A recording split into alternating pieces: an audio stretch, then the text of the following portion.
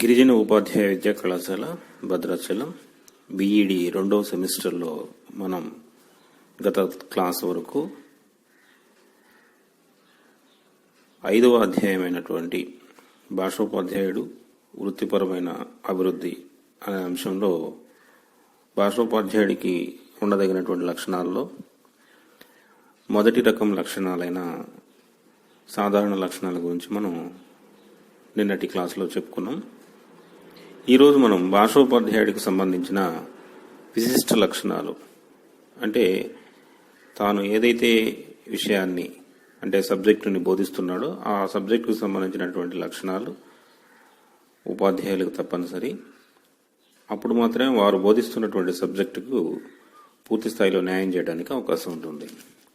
అటువంటి లక్షణాల్లో విశిష్ట లక్షణాలు, ఉపాధ్యాయుడికి ఉండదగినటువంటి విశిష్ట లక్షణాల్లో గురించి మనం ఈరోజు తెలుసుకుందాం. భాషా బోధకులు మాతృత్వపు ఆత్మీయతను కనపరిస్తే పిల్లలు భాషాభివృద్ధి సాధ్యమవుతుంది. మాతృత్వపు ఆత్మీయతను కనబరచడం అంటే ఇక్కడ తల్లి దగ్గర ఎంత చనువుగా, చొరవగా, స్వతంత్రంగా ఉంటారో అటువంటి స్వతంత్రం, అటువంటి ఆత్మీయత గురువును చూసినప్పుడు పిల్లలకు కలిగినప్పుడు, అది కూడా భాషోపాధ్యాయుడి దగ్గర ఆ విధమైనటువంటి స్వాతంత్రం పిల్లలకు ఉన్నప్పుడు భాషాభివృద్ధి చాలా సులభంగా జరుగుతుంది. అందులో మాతృభాషను బోధించే ఉపాధ్యాయునికి కొన్ని ప్రత్యేక లక్షణాలు ఉండాలి.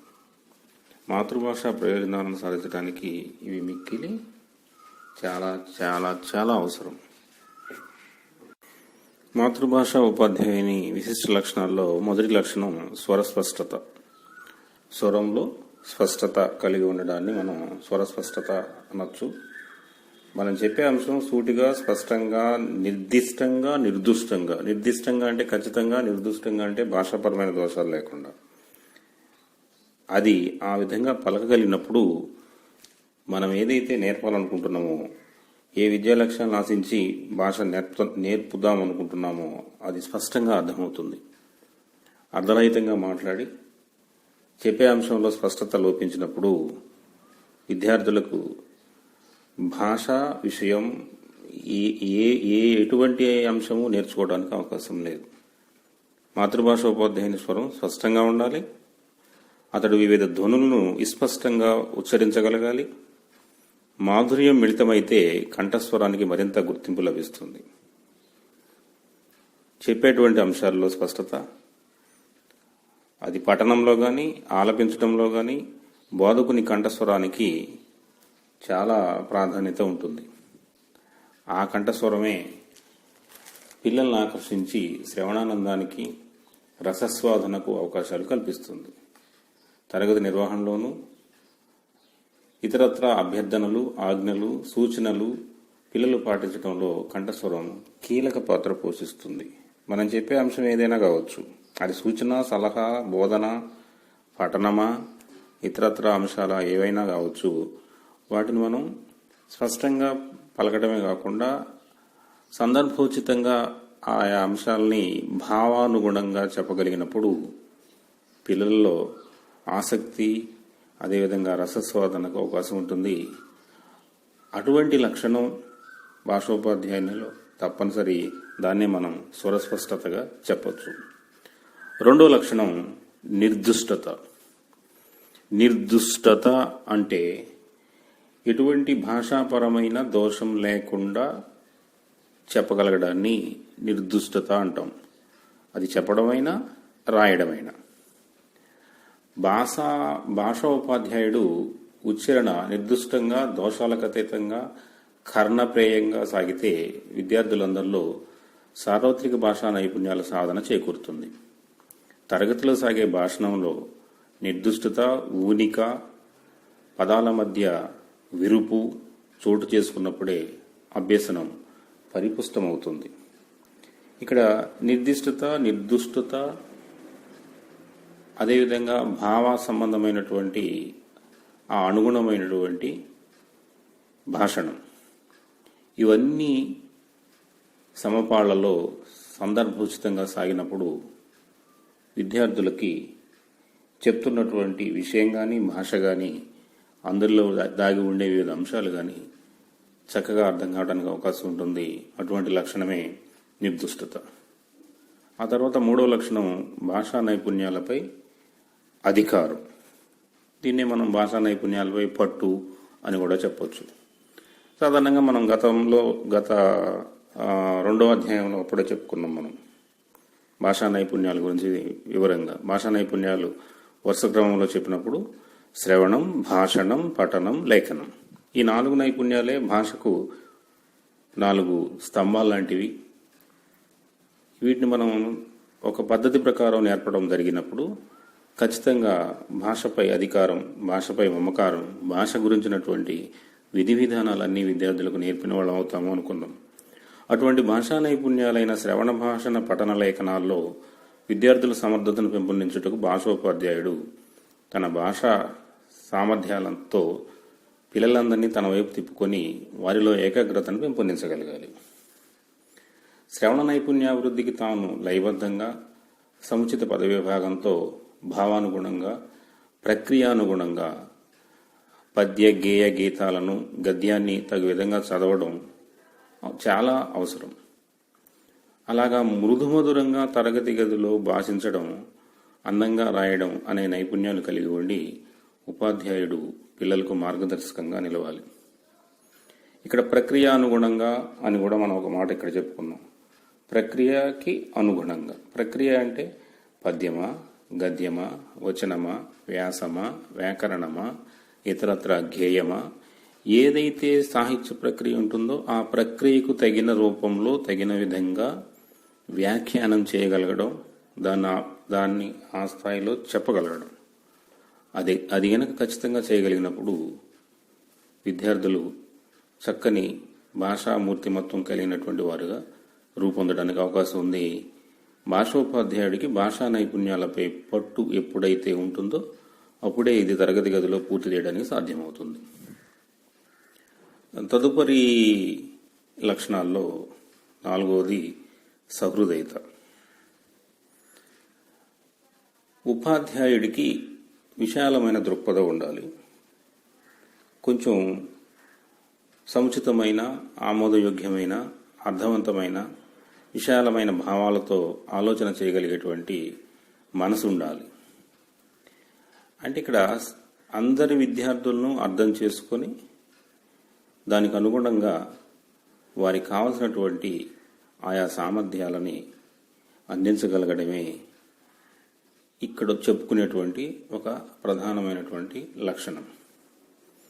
రచయిత హృదయాన్ని గ్రహించగలగడం ఇక్కడ తనకు మాత్రమే ఉండడం కాదు, తాను చెప్తున్నటువంటి పాఠ్యాంశం లేదా పాఠం లేదా ఇతరత్ర సాహిత్యపరమైనటువంటి అంశం, ఆ అంశాన్ని చెప్తున్నప్పుడు అది ఎవరి రచన, అందులో దాగి ఉన్నటువంటి సూక్ష్మం ఏమిటి, ఆ రచయిత ఉద్దేశం ఏంటి, ఆ రచయిత ఏ అంశాన్ని దృష్టిలో పెట్టుకుని తన మనసులో ఉంచుకొని రాశారు అన్నది అర్థం చేసుకుని అదే అర్థాన్ని మన ద్వారా అంటే భాషోపాధ్యాయుడు ద్వారా విద్యార్థులకు ప్రసారం చేయగలగాలి.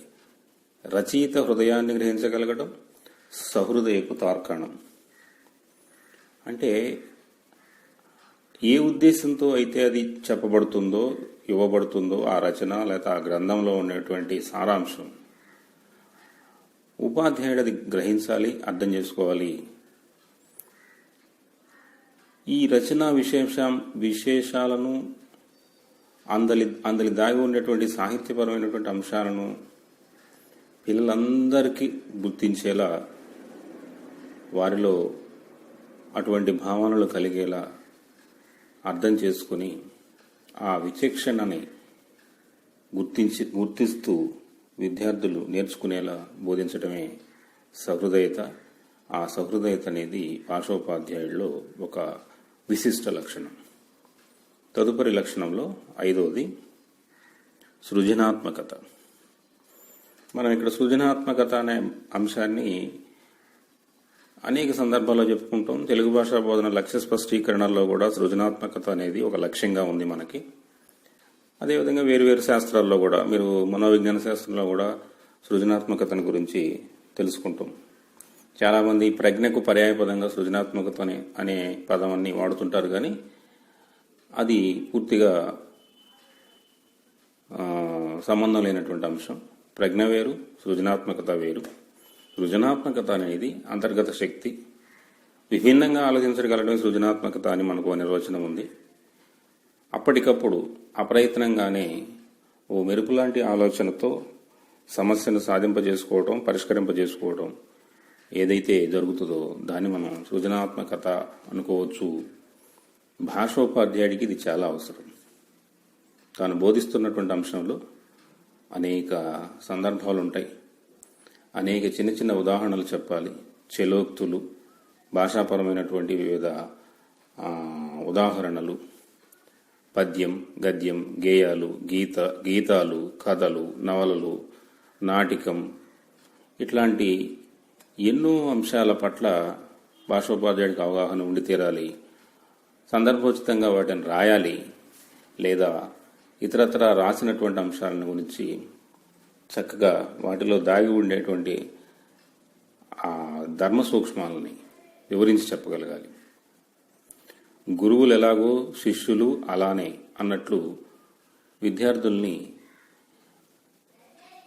భాషోపాధ్యాయుడు తన శక్తి మేరకు తనలో దాగి ఉండేటువంటి ఆ భాషా సామర్థ్యాలకు అనుగుణంగా వారిని కూడా తయారు చేసి వారిలో దాగి ఉన్నటువంటి అంతర్గత సామర్థ్యాలని బయటికి తీసుకొచ్చి రచనా వ్యాసంగం వైపు కవులుగా, రచయితలుగా, సృజనాత్మకత కలిగినటువంటి ఒక విశ్లేషకులుగా సామాజిక సంబంధమైనటువంటి అంశాలని, వ్యక్తిగత అంశాలని, ఇతరత్ర ఒక మానసికమైనటువంటి ఆ భావనల్ని వ్యక్తం చేస్తూ ఒక అర్థవంతంగా ఒక అక్షర రూపంలో వాటిని రాయగలిగేటువంటి సామర్థ్యం కలిగేటట్లు భాషోపాధ్యాయుడు తయారు చేయాలి.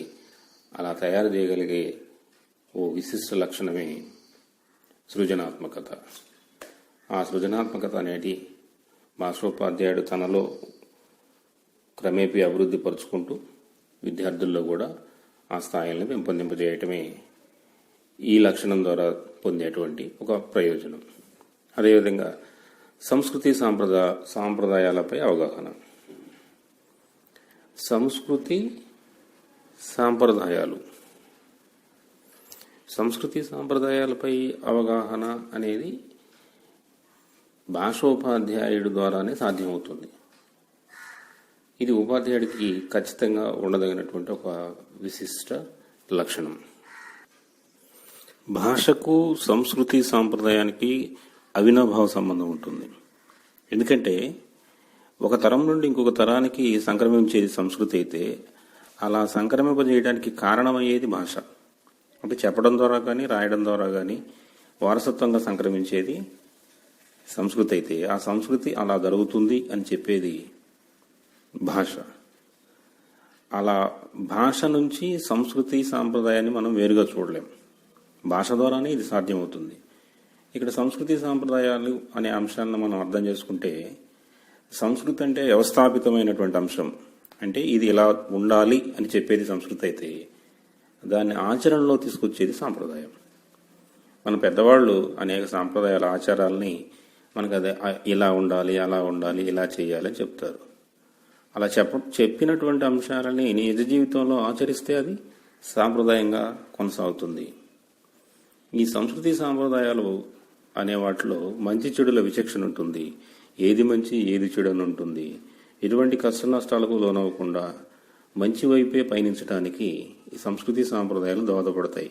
అందుకే అనుభవాల నుండి నేర్చుకునేవి వాళ్ళు ఎన్నో కష్టాలు నష్టాలు ఎదుర్కొని ఏది ఎలా చేయాలి, ఏది ఎలా చేయకూడదు, ఏది ఎలా ఉండాలి, ఎలా ఉండకూడదు అనేది చెప్తారు. కాబట్టి వాటిని మనం గౌరవించి ఆచరించగలిగినప్పుడు జీవితం సక్రమంగా సాఫీగా సాగుతుంది.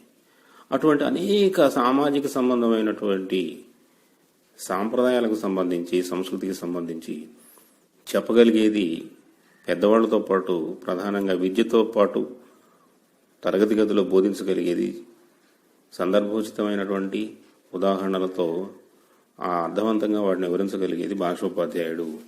అలా భాషోపాధ్యాయుడు సంస్కృతి సాంప్రదాయాలు అనే అంశానికి వారధిగా నిలుస్తాడు. అప్పుడే తరాలు ఓ నైతిక విలువలతో కూడుకుని సత్సాంప్రదాయాలతో ముందుకు సాగటానికి, జీవితం సాఫీగా ఉండటానికి దోహదపడుతుంది. తన బోధనలో భాగంగానే సంస్కృతి సాంప్రదాయాల గురించి భాషోపాధ్యాయుడికి చెప్పాల్సినటువంటి అవసరం ఉంది. ఆ అవసరాన్ని ఒక ప్రయోజనంగా మార్చాలి అంటే భాషోపాధ్యాయుడికి సంస్కృతి సాంప్రదాయాల పట్ల ఒక చక్కని అవగాహన ఏర్పరచబడి ఉండాలి. వాటిని గౌరవించగలిగేటువంటి ఒక మంచి లక్షణం ఉండాలి. అలాంటి విశిష్ట లక్షణమే సంస్కృతి సాంప్రదాయాలపై అవగాహన. ఆ తర్వాత లక్షణాల్లో 7వది భాషా విజ్ఞత. భాషలో ఒక మంచి ఆమోదించదగినటువంటి, ఆచరించదగినటువంటి, గుర్తించదగినటువంటి జ్ఞానం, భాషపై మంచి పట్టు.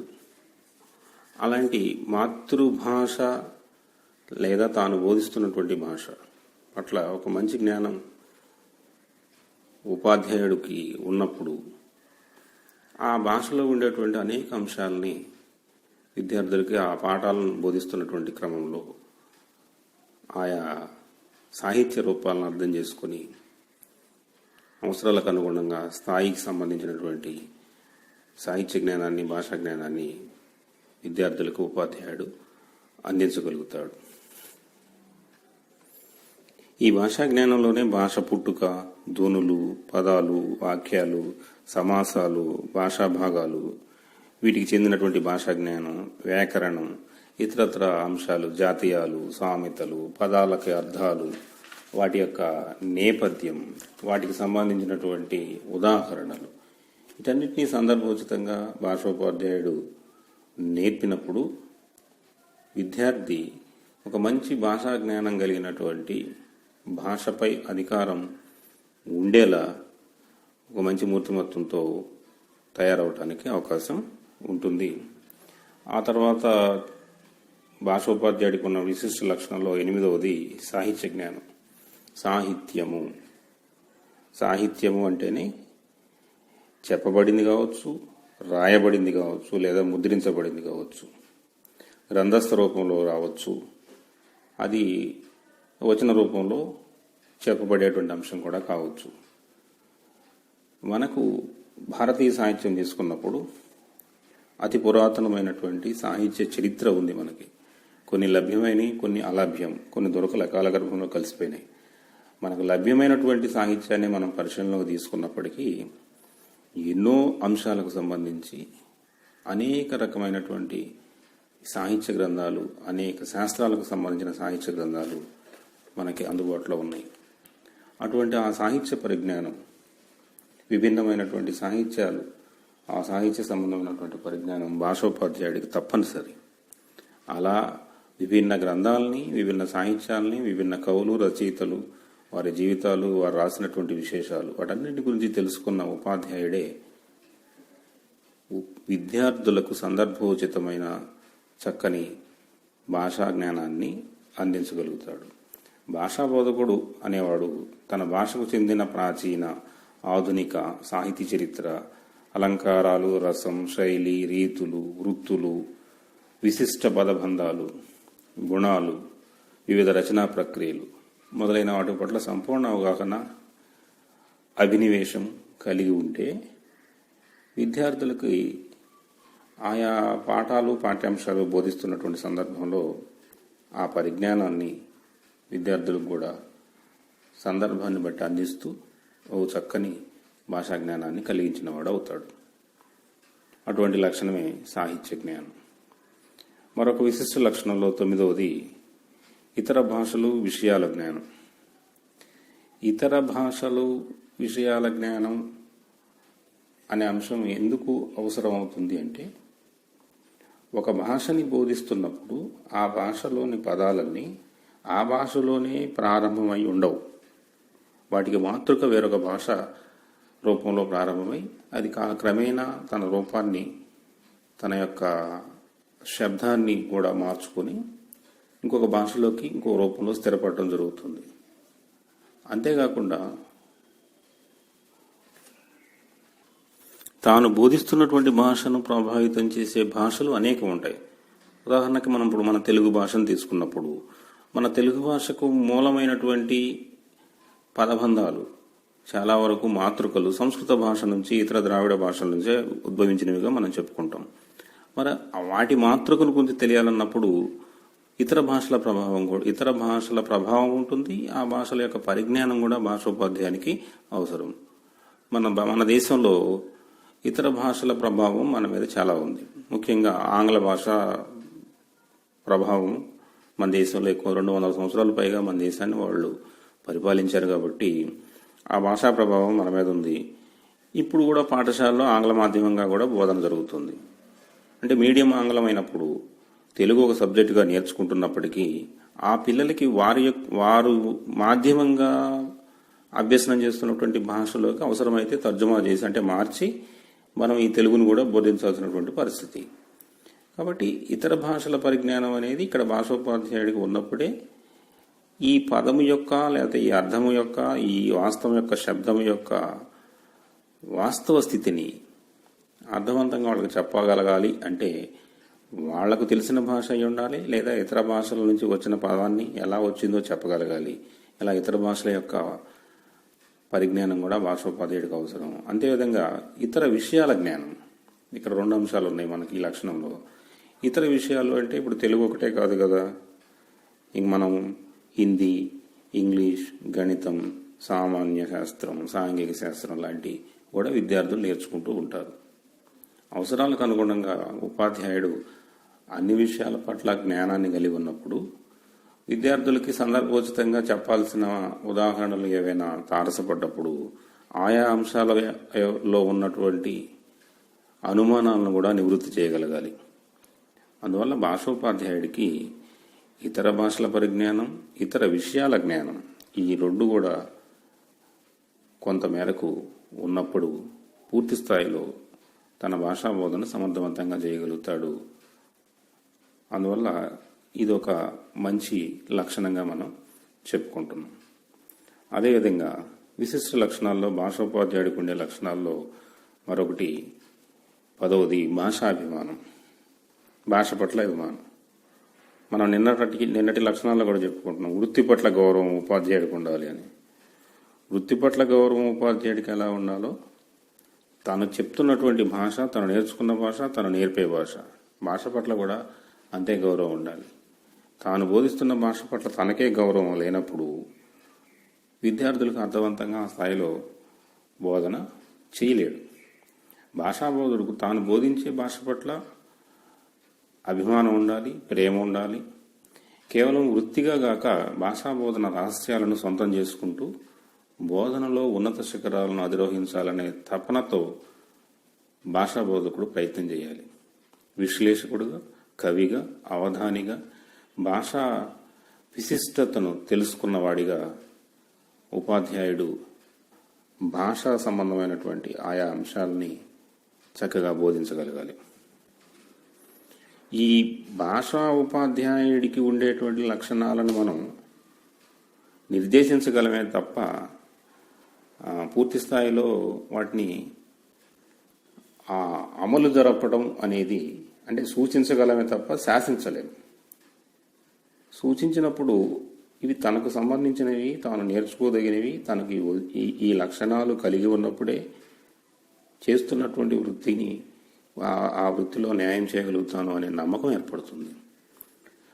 అందువల్ల ఇది బాధ్యతగా తీసుకొని ప్రతి ఉపాధ్యాయుడు, ముఖ్యంగా భాషా బోధన చేసేటువంటి ఉపాధ్యాయుడు ఈ ఉపాధ్యాయుడు అనబడే లక్షణాలని, విశిష్ట లక్షణాలని చక్కగా అలవాటు చేసుకుని తన బోధనని సాగిస్తే మంచి భాషా బోధకుడు అవడమే కాకుండా విద్యార్థుల్ని మంచి భాషా సంబంధమైన సామర్థ్యాలను కలిగిన విద్యార్థులుగా తయారు చేయడానికి అవకాశం ఉంటుంది. మన వాచకాల్లోనే చూస్తున్నాం. ఏ తరగతికి ఆ తరగతికి ఈ వాచకం చదవడం ద్వారా విద్యార్థులు సాధించాల్సిన సామర్థ్యాలంటే వాళ్లే సాధింపజేసుకోలేరు. మనం సాధింపజేసే ప్రయత్నం చేసినప్పుడు వాళ్ళు సాధింపజేసుకుంటారు. కాబట్టి ఆయా సామర్థ్యాలు భాషలో విద్యార్థులకు కలగాలంటే బోధకుడు అయినటువంటి భాషోపాధ్యాయుడికి సాధారణ మరియు విశిష్ట లక్షణాలు అనేవి తప్పనిసరి. ఈ చెప్పుకున్న లక్షణాలు కనిష్టమే తప్ప గరిష్టం కావు. ఇంకా సందర్భాన్ని బట్టి, అవసరాన్ని బట్టి, కాలాన్ని బట్టి, మారుతున్న పరిస్థితులను బట్టి లక్షణాలు అనేవి ఆపాదింపజేసుకోవాలి, పెంపొందింపజేసుకోవాలి. మనం చెప్పుకున్నటువంటి ఈ భాషోపాధ్యాయుని విశిష్ట లక్షణాల్లో ముఖ్యంగా ఒక 10 లక్షణాలను మనం ప్రస్తావించుకున్నాం. ఆ 10 లక్షణాల్లో 1 స్వరస్పష్టత, 2 నిర్దిష్టత, 3 భాషా నైపుణ్యాలపై పట్టు, 4 సహృదయత, 5 సృజనాత్మకత, 6 సంస్కృతి సాంప్రదాయాలపై అవగాహన, 7 భాషా విజ్ఞత, 8 సాహిత్య జ్ఞానం, 9 ఇతర భాషలు విషయాల పట్ల జ్ఞానం, 10 భాష పట్ల అభిమానం. దాన్నే మనం భాషాభిమానం అని కూడా చెప్పొచ్చు. అంటే ఈ 10 అంశాలు మాత్రమేనా అనే ఆలోచన రానియకుండా ఇవి కనీస అంశాలుగా భావించి గరిష్టంగా అనేక రూపాల్లో అనేక అవకాశాలను అందిపుచ్చుకొని అన్ని విషయాలను తెలుసుకుంటూ భాషా జ్ఞానాన్ని పెంపొందింపజేసుకుని తనకంటూ ప్రత్యేకతను సంతరింపజేసుకుని తనదైన శైలిలో కొత్తగా ఒక మంచి ఆసక్తితో విద్యార్థులు వినేలా తరగతి గదిలో భాషోపాధ్యాయుడు ప్రయత్నం చేస్తే తన భాషను నేర్పడమే కాకుండా పిల్లలు నేర్చుకున్న భాష ద్వారా అనేక విషయాలను నేర్చుకోవడానికి భాషోపాధ్యాయుడు ఒక మంచి ప్రయత్నం చేసిన వాడవుతాడు. ఎందుకంటే చదవడం, రాయడం, అదేవిధంగా మాట్లాడడం, చక్కగా వినడం, మన ఈ నైపుణ్యాల్లో చెప్పుకున్నట్టు శ్రవణ, భాషణ, పఠన, లేఖన ఈ సామర్థ్యాలను విద్యార్థుల్లో కలిగించగలిగితే ఇక ఆ విద్యార్థి ఒక భాషను నేర్చుకోవడమే కాదు, ఇతర సబ్జెక్టులు మనం ఇందాక చెప్పుకున్నట్లు అది ఏ సబ్జెక్ట్ అయినా సులభంగా అర్థం చేసుకోగలుగుతాడు, నేర్చుకోగలుగుతాడు. అసలు చదవడమే రానప్పుడు సాంఘిక శాస్త్రము రాదు, సామాన్య శాస్త్రం రాదు, గణితము రాదు. రాయడం రాని వాడికి ఇంకా వేరే శాస్త్రం రావడానికి అవకాశం లేదు. అందుకని చదవడం, రాయడం, మాట్లాడడం, అర్థం చేసుకోవడం, ఆ పదాల రూపాన్ని, ఆ పద శబ్దాన్ని, ఆ శబ్ద భేదాల్ని, దాంట్లో ఉండేటువంటి వర్ణక్రమాన్ని, ఈ అంశాల పట్ల గనక ప్రాథమిక పరిజ్ఞానం విద్యార్థికి భాషలో కలిగినప్పుడు కనీసం స్పష్టంగా, నిర్దిష్టంగా, నిర్దుష్టంగా రాయగలిగినప్పుడు, చదవగలిగినప్పుడు, అర్థం చేసుకోగలిగినప్పుడు భాషపై వాళ్ళకి ఒక అధికారం వస్తుంది. ఆ అధికారంతో అనేక విషయాలు నేర్చుకుంటారు. అందువల్ల భాషోపాధ్యాయుడు భాషని సమర్థవంతంగా, సందర్భోచితంగా నేర్పగలిగితే స్థాయికి అనుగుణంగా ఇక్కడ ఆయా తరగతి స్థాయికి అనుగుణమైనటువంటి సామర్థ్యాలని, లక్ష్య స్పష్టీకరణను దృష్టిలో పెట్టుకుని నేర్పగలిగితే వారు మంచి విద్యావంతులు, అన్ని విషయాల పట్ల అవగాహన ఉన్నటువంటి వ్యక్తులుగా తయారవటానికి భాషోపాధ్యాయుడే దోహదపడతాడు.